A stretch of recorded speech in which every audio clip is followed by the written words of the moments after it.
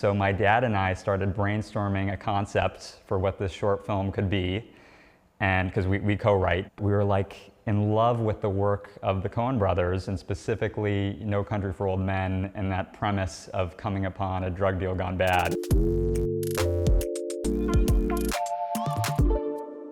That was the ultimate choice for me, was deciding I wanted to go to film school, and specifically that I wanted to go to the American Film Institute in LA. And every film school has a different prompt for your application, but AFI's prompt was to tell a story about a change of heart and a story about a character who has to make a big choice that transforms them.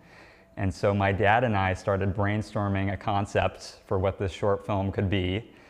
And because we co-write, my dad's name is Fred, I'm Freddy, so it's kind of confusing. But we were like in love with the work of the Coen brothers, and specifically No Country for Old Men, and that premise of coming upon a drug deal gone bad and being faced with that choice when you're faced with the briefcase there and you have to make a decision. But we were interested in putting a character in that setup that we had never seen before. And after a lot of brainstorming, we kind of knew that a seamstress would be the perfect protagonist because of all the juxtapositions that come with it, in that, you know, the contrast between her thread and the guns and the blood and her crazy car.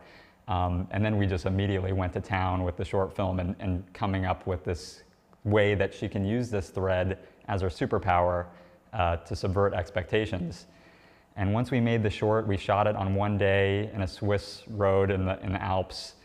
And we sent it out to our friends, and we didn't think much of it, but it ended up in the hands of a guy named Peter Spears, who produced Call Me By Your Name and Nomadland. And he said, "Guys, I love this. Can I send this to some of my friends?" And we were like, yeah, you know, we didn't know what that meant. And then a week later, he told us that Joel Coen wanted to meet for coffee, who's my biggest hero, and, you know, who of course inspired the short.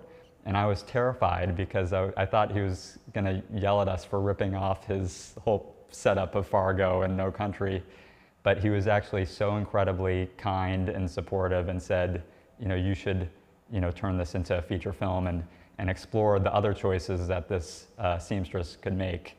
So that was the ultimate choice, was making that short film, and if we hadn't made that, none of this would have happened. We did a lot, pretty extensive casting through Sharon Howard Field and Nathan Wiley, who were great casting directors. And we were looking at a lot of people who were sending in their tapes. But with Eve, we did several auditions, one of which was the dance scene that you see in the film. And I felt terrible because I hate being in front of the camera, and asking people to do an improvisational dance over Zoom seems like a nightmare. But she just embodied the character from the beginning. She can convey so much visually with her face and through physical action. And we knew that Barbara as a character wasn't going to say much the whole film, and a lot of that was going to be through her confident hands and how she uses this thread as her superpower. And I was so confident that she would be able to nail all these thread schemes. Once we went into production, my dad and I spent just hours in our backyard creating these thread Rube Goldberg contraptions, and we'd film them and send them to her. And she would, you know, do them at her house and with her family. She was like blowing dart guns around, and people were scared of her apparently. And she put a lot of the work in, and that's what you see on screen. So, like I said, my dad and I, we're a bit obsessive, and we fell in love with thread and sewing machines. And we had Bernina and Mettler as sponsors, so they were kind of enabling our obsession because they would give us all this thread and sewing machines as well. But yeah, we just spent a lot of time with these contraptions because we wanted to make them work practically, because we knew on set that we needed them to be physically working in the space so that we could shoot them, because we had a shot list that was extremely extensive, as you can imagine, all those inserts that we needed of the thread. But it was really through repetition and doing these rigs at home prior to production that allowed us to execute on set, which was still a nightmare, but we luckily did it.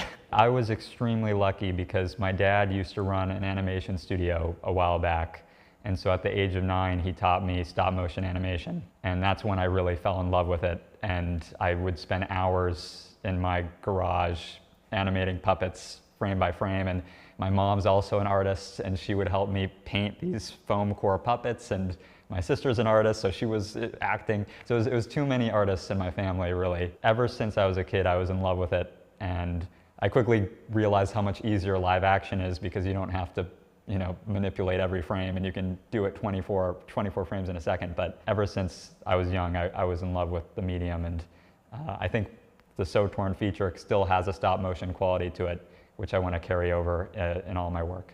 It's an absolute dream come true. When I got the email, I was like crying for like a week. Could not believe it.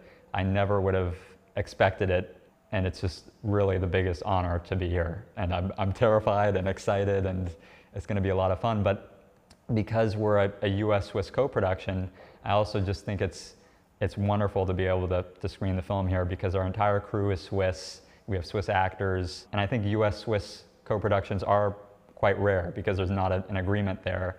And I just think it's such an opportunity for Swiss Americans like me, and also Americans in general, to come and shoot in Switzerland, because the people here are phenomenal, and you can point a camera anywhere and it's gorgeous. So there's so many reasons to be excited about being here, but above all, it's just such an honor.